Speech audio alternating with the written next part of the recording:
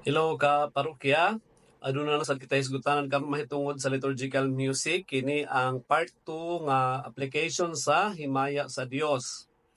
Ang himaya sa Dios according sa GIRM number 31. Pwede ni siya kantahon sa tanan sa congregation. Pwede pod magpulihan na ang congregation sa choir, no? Ang choir mo kanta sa verses, unya ang congregation mo kanta sa chorus. Pwede na siya or alternate, no? Baliktaran ana. Pwede pud di siya kantahon sa choir lang, maminaw lang ang mga tao na hinumdumo sa katong nativity or pagkatao ni Kristo, ang mga anghel nanganta, nya naminaw lang ang mga shepherd. So pwede gyud kaayo na siya nga choir lang mo kanta ana niya maminaw lang ang mga tao. Ana ang iyahang application. As you can see, ang Gloria is kanang tulo ka parts, no?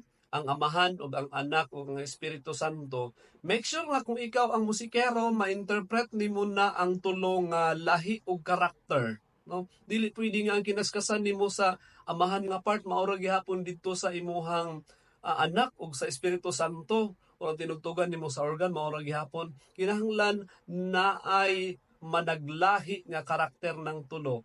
Dili gani na nimo malahi-lahi ang karakter, matay di gina mao imong pagkatugtog sa Gloria. Of course kaning Gloria kantahon ni sa tanang mga solemnities, solemnidad or feast, no, or mga pista, mga votive mass, no, kanang mga kasal, kanang mga special masses na pwede na siya na Gloria, no. Kanos alam ni siya dili kantahon sa panahon sa Lento o Adviento.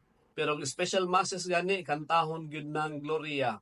Usahay gani even sa Adviento ug Lent season kay naay matuno nga feast or solemnities ana or mga special masses, pwede jud kayo kantahon ang Gloria. Okay? Ayaw ninyo mingawag kanta ng Gloria ha. Labi kay pagdaig biya na siya.